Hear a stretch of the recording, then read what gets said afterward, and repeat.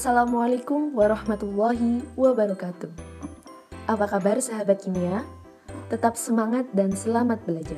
Sahabat, kita diciptakan oleh Allah Subhanahu wa Ta'ala, hidup di muka bumi dengan segala isinya dan nikmat Allah yang tiada batasnya. Hal ini sesuai dengan firman Allah Subhanahu wa Ta'ala dalam Al-Qur'an surat An-Nahl ayat 18. A'udzu billahi minasyaitonir rajim. Bismillahirrahmanirrahim. Wa in ta'uddu ni'matallahi la tuhsuha innallaha laghafurur rahim. Artinya, dan jika kamu menghitung-hitung nikmat Allah, niscaya kamu tidak dapat menentukan jumlahnya. Sesungguhnya Allah benar-benar Maha Pengampun lagi Maha Penyayang. Kita ketahui bahwa terdapat dua jenis sumber daya alam, yaitu yang dapat diperbarui dan tidak dapat diperbarui. Berdasarkan sumber daya alam yang tidak dapat diperbarui, kita dapat mengambil hikmah dari hal tersebut bahwa kita harus hidup berhemat dan selalu merasa cukup dengan apa yang ada atau dengan apa yang kita miliki. Tanpa kita sadari bahwa etanol dapat dibuat dari bahan-bahan yang ada di sekitar kita. Etanol memiliki banyak sekali manfaat bagi kehidupan kita. Dapat digunakan sebagai bahan dasar pembuatan obat contohnya, dan masih banyak lagi contoh lainnya. Pada kesempatan kali ini kita akan belajar bersama mengenai industri etanol bersama dengan kelompok 1 yang beranggotakan Rizka Ayu Safitri dengan nomor induk mahasiswa 122121833032, Afifah Noviana Sari 122121833053, Frisilia Novia Beliana Putri dengan nomor induk mahasiswa 122121833057, Rafika Firna Hidayah 122121833067, Isroun Julaika 122121833068, Arvina Dwi Aprilia 122121833070, Zeni Febriana Sari 122121833076, Zulfia Rifki Nabila ASH 122121833098 yang telah menyusun materi dalam bentuk makalah dan PowerPoint. Selamat menyaksikan dan semoga bermanfaat. Kita masuk pada pembahasan yang pertama, yaitu sejarah etanol. Nah, etanol merupakan senyawa kimia yang banyak fungsinya dalam kehidupan sehari-hari. Misalnya dipakai sebagai pelarut dalam industri farmasi, makanan, dan juga minuman. Nah, etanol ini dapat dihasilkan melalui proses kimiawi atau biologi, di mana etanol yang dibuat melalui proses fermentasi disebut bioetanol. Sampai saat ini, bioetanol banyak diproduksi dari bahan baku tanaman yang mengandung pati atau yang mengandung gula. Tetapi penggunaan bahan baku ini menimbulkan persaingan antara pemanfaatan sebagai pangan dan juga sebagai sumber energi. Nah, perkembangan bioetanol ini sudah ada sejak zaman prasejarah, di mana kala itu manusia menggunakan bioetanol sebagai bahan minuman beralkohol. Kemudian berkembang lagi pada masa Khalifah Abbasid, di mana campuran bioetanol yang mendekati kemurnian ditemukan oleh kimiawan muslim yang mengembangkan proses distilasi dengan peneliti terkenal yaitu Jabir bin Hayyan, Al-Kindi, dan Ar-Razi. Nah, kemudian bioetanol pertama kali dibuat secara sintetis pada tahun 1829 di Inggris oleh Henry Handel dan S.G. Serales di Prancis. Pada tahun 1828, Michael Faraday membuat etanol dengan hidrasi etilen menggunakan katalis asam. Nah, proses inilah yang kemudian digunakan dalam produksi etanol sintetis hingga saat ini. Pada tahun 1808, Anthony Lavoisier menggambarkan etanol sebagai senyawa yang terbentuk dari karbon, hidrogen, dan oksigen. Yang kedua yaitu definisi etanol.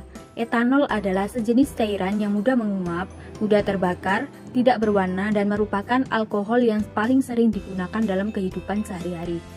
Senyawa ini merupakan obat psikoaktif dan dapat ditemukan pada minuman beralkohol dan termometer modern. Etanol adalah salah satu obat rekreasi yang paling tua. Etanol termasuk ke dalam alkohol rantai tunggal dengan rumus kimia C2H5OH dan rumus empiris C2H6O. Etanol merupakan isomer konstitusional dari dimensi eter. Etanol banyak digunakan sebagai pelarut berbagai bahan-bahan kimia yang ditujukan untuk konsumsi dan kegunaan manusia. Contohnya pada parfum, perasa, pewarna makanan, dan obat-obatan. Dalam kimia, etanol adalah pelarut yang penting sekaligus sebagai stok umpan untuk sintesis senyawa kimia lainnya. Etanol merupakan senyawa yang tidak terdapat secara bebas di alam. Zat ini adalah golongan alkohol biasa atau alkohol primer yang dibuat dari glukosa atau jenis gula yang lain dengan jalan peragian.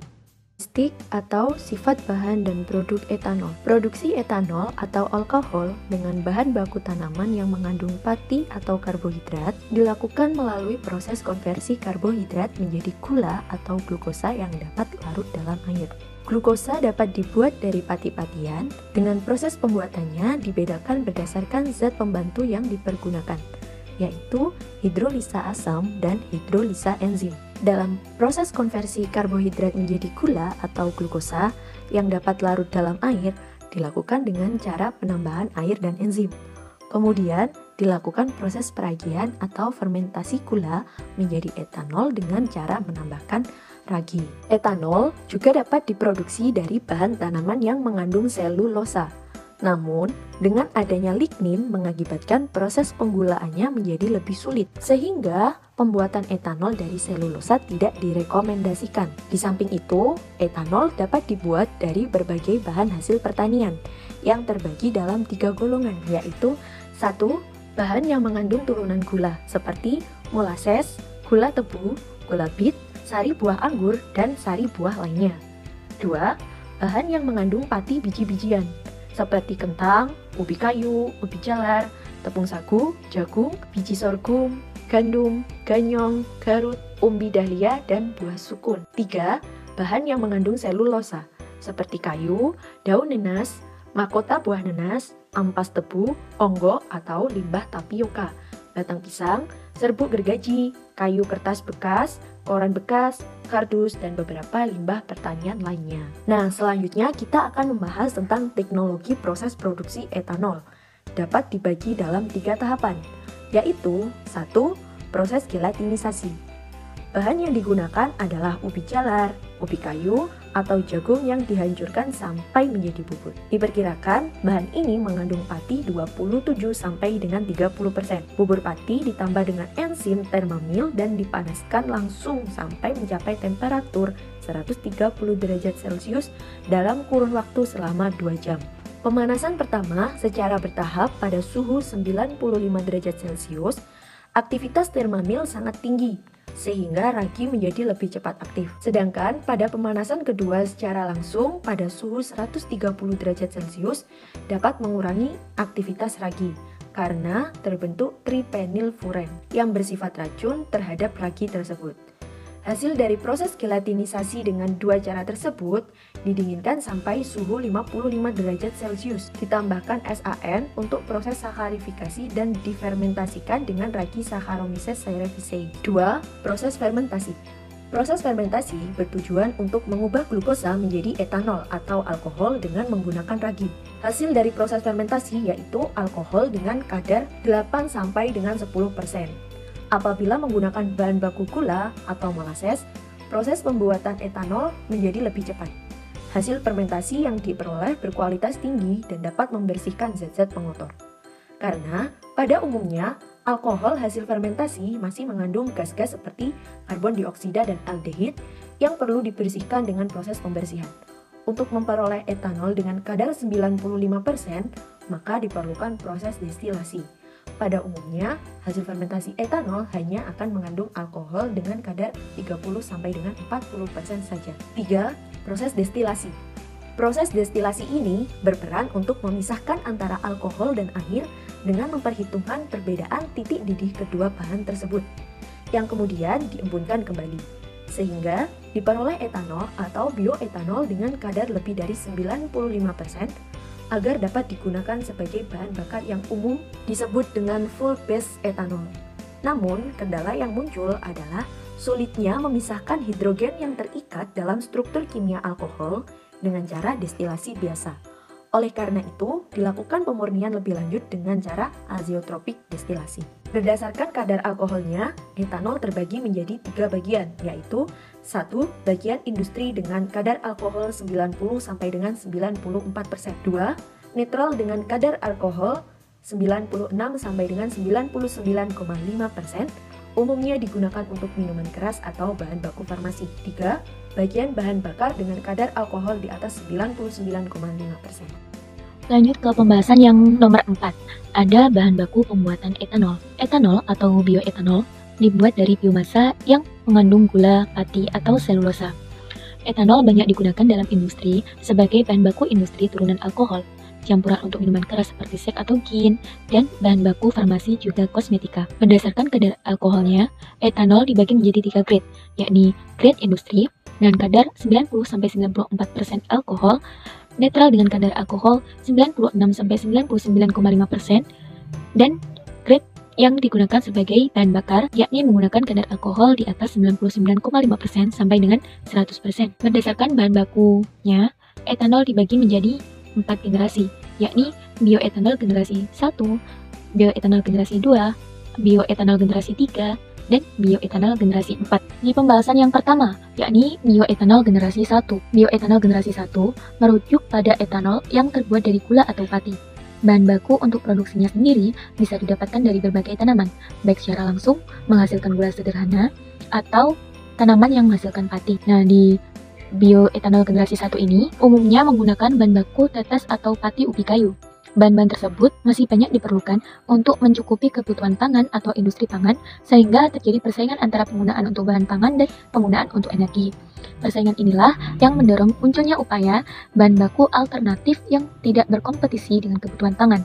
Karena kekurangannya, maka muncullah bioetanol generasi 2. Bioetanol generasi 2 yakni bioetanol yang berbahan baku biomasa lignoselulosa, di mana biomasa lignoselulosa ini untuk produksi dapat diperoleh dari berbagai limbah, seperti limbah pertanian, limbah perkebunan, limbah kehutanan, limbah industri, dan limbah organik perkotaan. Nah, contoh biomasa lignoselulosa yang berpotensi sebagai bahan baku bioetanol adalah jerami padi, bagas tebu, bagas sorghum, tongkol jagung, tandan kosong kelapa sawit, limbah kayu, sampah organik, padat, dan lain-lain. Data terbaru menyebutkan bahwa bioetanol G2 mengurangi emisi gas rumah kaca lebih besar dibandingkan bioetanol G1, di mana bioetanol dari lignoselulosa hanya menghasilkan emisi gas rumah kaca sebesar 11 kg CO2, sementara G1 dan bahan bakar bensin melepaskan emisi berturut-turut sebesar 81 kg CO2 dan 94 kg CO2. Lanjut ke bioetanol G3. Bioetanol G3 ini berasal dari alga. Penggunaan alga sebagai bahan bakar nabati memang bukan hal yang baru. Namun, semakin menipisnya sumber daya alam penghasil bahan bakar fosil dan semakin tingginya kesadaran manusia terhadap lingkungan membuat penelitian mengenai pemanfaatan sumber daya terbarukan seperti alga akan terus dikembangkan. Dibandingkan dengan bioetanol G1 dan G2, bioetanol G3 ini memiliki lebih banyak keunggulan. Mikroalga misalnya dapat dipanen sepanjang tahun dan waktu panen singkat 1 sampai dengan 10 hari. Perolehan etanol persatuan alga juga lebih besar dibandingkan biomasa yang lain. Keunggulan lainnya adalah mikroalga dapat dibudidayakan di air payau dan lahan yang tidak sesuai untuk pertanian. Oleh karena itu, pembudidayaannya tidak akan berdampak negatif pada pemakaian lahan pertanian. Bertolak belakang dengan bioetanol G2 yang menghasilkan CO2, alga berkontribusi menurunkan emisi gas rumah kaca karena kemampuannya dalam mengikat CO2, baik dari atmosfer maupun gas buang industri. Adapun tabel perbandingan perolehan bioetanol dari berbagai sumber mikroalga disebutkan dalam PPT dan makalah halaman 9. Lanjut yang generasi keempat, sebagaimana yang telah diuraikan, tantangan terbesar yang dihadapi oleh pembuatan bioetanol G1 adalah terjadinya kompetisi penggunaan bahan bakar baku antara bahan pangan dan energi. Hal ini terjadi di Indonesia sejak 2013 saat beberapa industri bioetanol berbahan baku ubi kayu dan molase kesulitan mendapatkan ubi kayu sehingga pabrik tidak bisa beroperasi secara penuh atau bahkan menghentikan produksinya. Sementara di bioetanol G2 mengalami tantangan pada proses perlakuan awal, yakni dibutuhkan bahan kimia dan energi yang besar untuk menghancurkan dan memisahkan lignin sehingga selulosa dan hemiselulosa yang bebas dari kungkungan lignin bisa diproses menjadi bioetanol. Tantangan lainnya, limbah dari proses pemisahan lignin dan bahan bakar bahan kimia dalam pengolahan awal yang jumlahnya sangat besar, tergantung jenis biomasa yang digunakan. Sebagai contoh, limbah lignin mencapai 20-35% dari bahan baku biomasa yang diolah. Kedua tantangan ini sangat mempengaruhi biaya produksi bioetanol. Lain lagi dengan tantangan yang dihadapi oleh proses pembuatan bioetanol G3, tantangan yang dimaksud di sini adalah energi yang diperlukan pada proses pemanenan dan pemisahan alga dari air yang masih sangat besar. Dengan dilatar belakangi 3 permasalahan di G1, G2, G3, maka pada akhir tahun 1990-an muncul penelitian yang mencari cara lain guna memanfaatkan biomasa lignoselulosa dan biomasa non-lignoselulosa terutama untuk menghasilkan proses pengolahan awal yang lebih efisien dan ramah lingkungan. Bioetanol yang dihasilkan dalam penelitian inilah yang disebut dengan bioetanol generasi 4 atau G4. Adapun G4 dapat diklasifikasikan dalam 3 kelompok, yakni yang pertama, melakukan modifikasi genetika untuk mengubah jumlah lignin dalam tanaman. Yang kedua, melakukan modifikasi genetika untuk meningkatkan jumlah penyerapan karbon dioksida oleh tanaman. Dan yang ketiga, yakni menggunakan modifikasi genetika bakteri untuk menghasilkan bioetanol. Kelompok peneliti yang menggunakan modifikasi genetika untuk mengurangi jumlah lignin dalam tanaman atau menghasilkan biomasa dan derajat polimerisasi lebih rendah berupaya agar lignin tidak sulit dipisahkan sehingga meningkatkan efisiensi proses sakarifikasinya. Etanol yang dihasilkan dari biomasa bakteri maupun alga yang merupakan hasil rekayasa genetika, proses ini dilakukan dengan memanfaatkan kemampuan alga dan cyanobacteria. Inilah yang dimaksud dengan bioetanol generasi keempat. Pembahasan selanjutnya yakni proses produksi etanol. Pada umumnya, proses produksi etanol dibagi menjadi dua, yakni secara sintesis dan secara alami. Secara sintesis dilakukan dengan menggunakan reaksi elementer atau hidrasi katalitik etana. Gunanya untuk mengubah bahan baku untuk menjadi etanol. Sedangkan cara yang kedua yakni secara alami. Secara alami biasa dilakukan dengan fermentasi. Fermentasi ini dilakukan dengan menggunakan bahan-bahan tertentu. Dengan proses fermentasi etanol dapat dilakukan dengan menggunakan bahan-bahan tertentu. Misalnya, bahan yang mengandung gula dan pati. Proses fermentasi dengan bahan yang berbeda tentu akan membutuhkan proses yang berbeda pula. Berikut merupakan proses produksi bioetanol dari tetes atau molase. Proses produksi bioetanol dari tetes. Yang pertama yakni pengolahan tetes, di mana pengolahan tetes ini bertujuan untuk mendapatkan kondisi yang optimum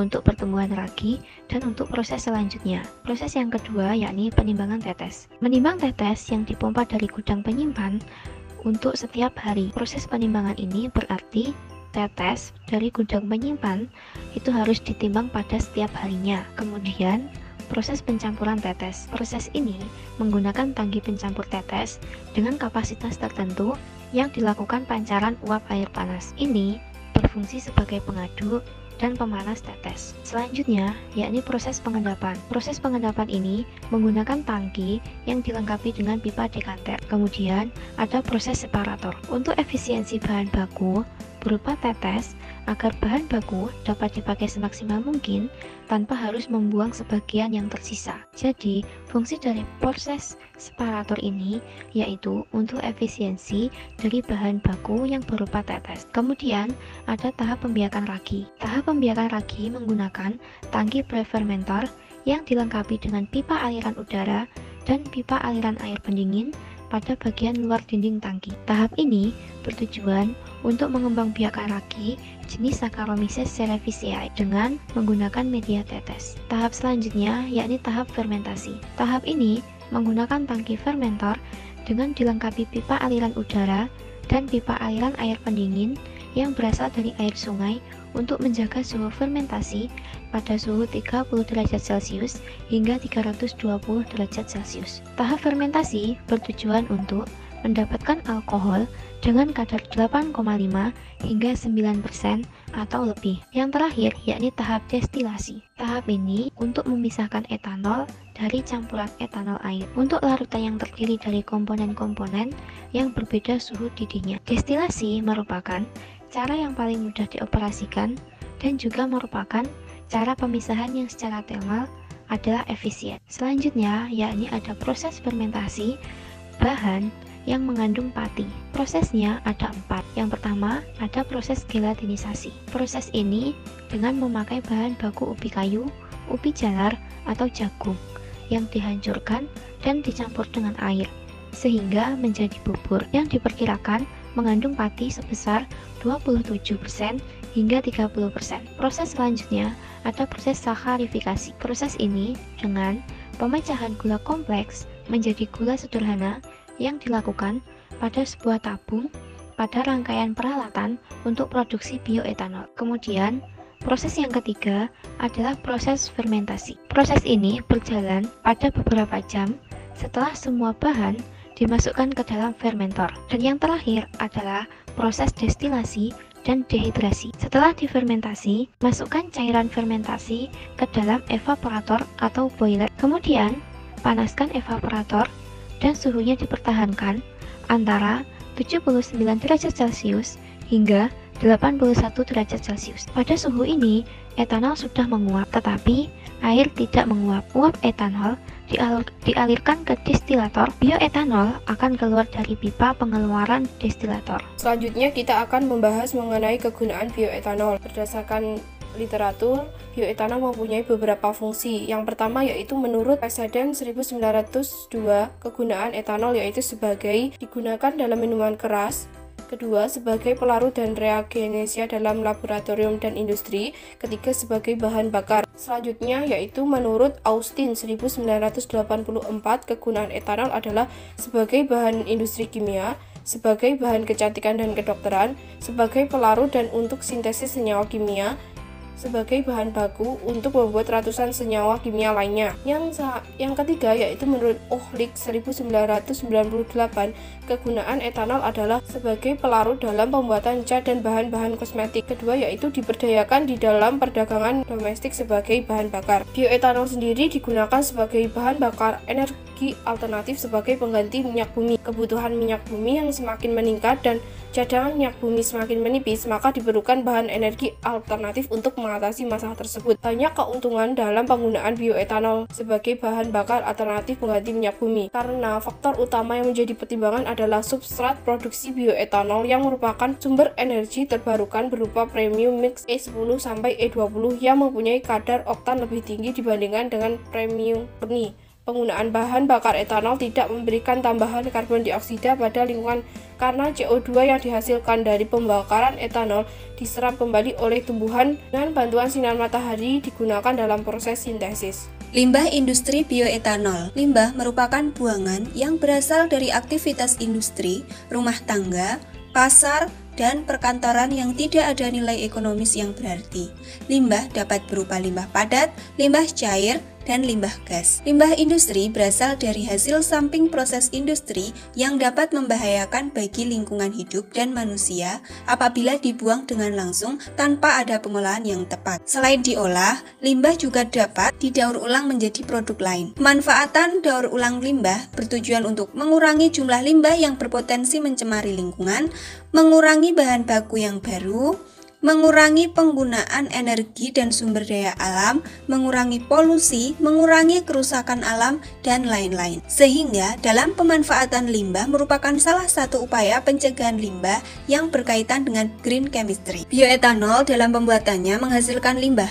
Limbah yang terbentuk dari pembuatan bioetanol didapat dari proses perlakuan awal dan proses fermentasi sesuai pada gambar proses pengolahan dan pemanfaatan limbah bioetanol menjadi kimia adi. Pada proses pengolahan awal atau perlakuan awal, bioetanol akan menghasilkan lindi hitam dan dapat diolah dan dimanfaatkan menjadi pengolahan hingga mendekati baku mutu lingkungan, adsorben, senyawa fenol, lignin, dan juga senyawa penghambat nyala api. Selanjutnya, dalam proses fermentasi distilasi, bioetanol akan menghasilkan sisa fermentasi yang dapat diolah dan dimanfaatkan sebagai glutathione dan kimia adi lainnya. Selanjutnya yaitu penanganan limbah industri bioetanol. Limbah merupakan buangan yang berasal dari aktivitas industri, rumah tangga, pasar, dan perkantoran yang tidak memiliki nilai ekonomi. Berdasarkan wujudnya, limbah dibagi menjadi 3 bentuk, yaitu limbah padat, limbah cair, dan limbah gas. Limbah industri yang berasal dari hasil samping proses perindustrian menjadi berbahaya bagi lingkungan hidup dan manusia apabila jumlahnya melampaui daya asimilasi lingkungan dan pengolahannya tidak tepat. Selain diolah, limbah juga dapat dikurangi dengan cara pemanfaatan ulang dan daur ulang limbah. Daur ulang merupakan proses penggunaan kembali material atau barang yang tidak dipergunakan menjadi produk lain. Sementara itu, pemanfaatan ulang adalah penggunaan langsung tanpa melalui proses daur ulang. Pemanfaatan ulang dan daur ulang limbah memiliki beberapa tujuan, yaitu yang pertama ada mengurangi jumlah limbah yang berpotensi mencemari lingkungan, yang kedua mengurangi penggunaan bahan baku yang baru, yang ketiga mengurangi penggunaan energi dan sumber daya alam, yang keempat mengurangi polusi, kerusakan alam, dan emisi gas rumah kaca, yang kelima memperoleh nilai tambah dari proses pengolahan limbah. Pemanfaatan limbah merupakan bagian dari menerapkan konsep zero waste, artinya telah melakukan proses produksi ramah lingkungan, yakni melakukan strategi mencegah, mengurangi, dan menghilangkan terbentuknya bahan pencemar lingkungan. Hal tersebut dapat berjalan apabila dilakukan perancangan yang ramah lingkungan, mulai dari bahan baku, teknologi proses, sampai dengan akhir kegiatan produksi. Salah satu upaya pencegahan limbah yang terkait dengan green chemistry adalah tidak menggunakan zat berbahaya. Limbah dari proses perlakuan awal disebut lindi hitam, sementara limbah dari proses fermentasi distilasi disebut sisa fermentasi. Limbah tersebut bisa berbentuk campuran antara cairan dan padatan atau gas CO2. Limbah bioetanol yang tidak diolah berpotensi mencemari lingkungan karena mengandung senyawa organik yang akan mengalami proses penguraian oleh mikroorganisme sehingga menyebabkan pembusukan.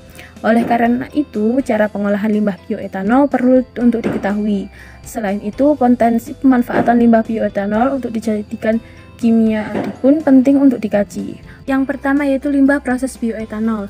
Limbah utama yang dihasilkan dalam proses produksi bioetanol generasi 2 adalah lindi hitam, yang merupakan dari hasil dari proses perlakuan awal dan limbah sisa fermentasi destilasi. Perlakuan awal pembuatan bioetanol dari tandan kosong sawit di Pusat Penelitian Kimia LIPI menggunakan metode kimia alkali NaOH untuk memutuskan ikatan lignoselulosa. Proses selanjutnya adalah sakarifikasi, fermentasi, destilasi. Selain menghasilkan bioetanol, proses ini menghasilkan produk samping berupa ragi Saccharomyces cerevisiae dan silosa yang tidak terfermentasi yang disebut fermentasi destilasi.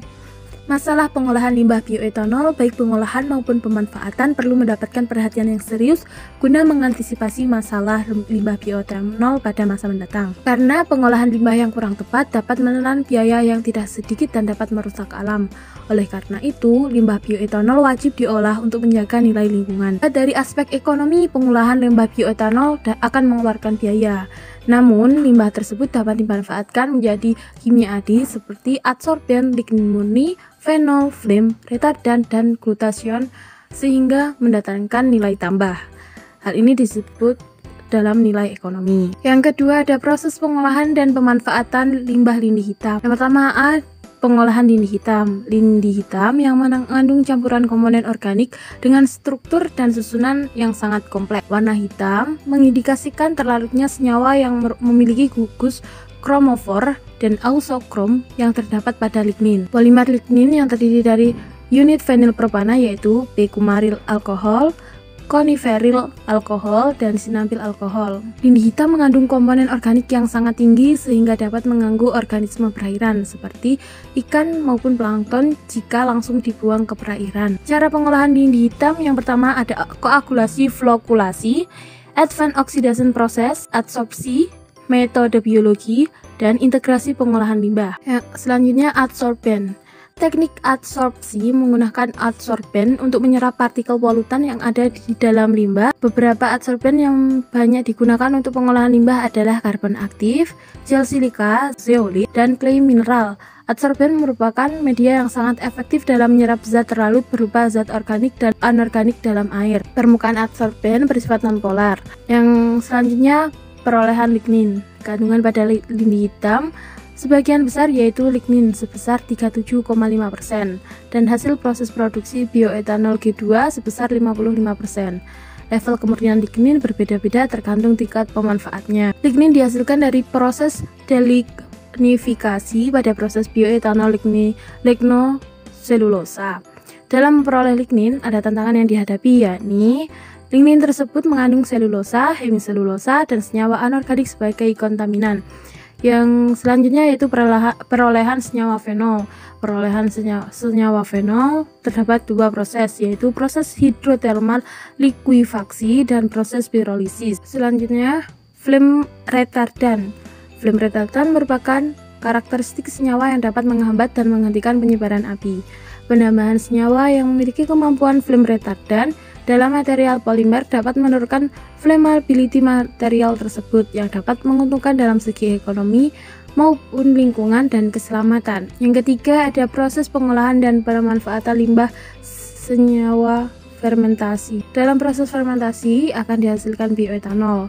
Bahan sisa dapat diolah menghasilkan bahan kimia yang mempunyai nilai ekonomi tinggi antara lain glutathione dan senyawa kimia adi. Glutathione adalah tripeptida yang terdiri dari asam glutamat, sistein, dan glisin.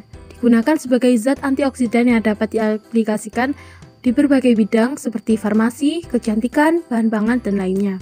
Ragi sisa fermentasi bioetanol dapat dimanfaatkan untuk mendapatkan senyawa glutathione dengan cara ekstraksi secara macerasi. Glutathione memiliki 3 fungsi, yaitu sebagai antioksidan yang berperan dalam pemeliharaan homeostasis redoks di dalam sel, meningkatkan imunitas, dan mengurangi racun pada organisme eukariotik tingkat tinggi. Kemudian senyawa kimia adi. Cara mendapatkan kimia adi diawali dengan pengendapan sisa destilasi selama 72 jam.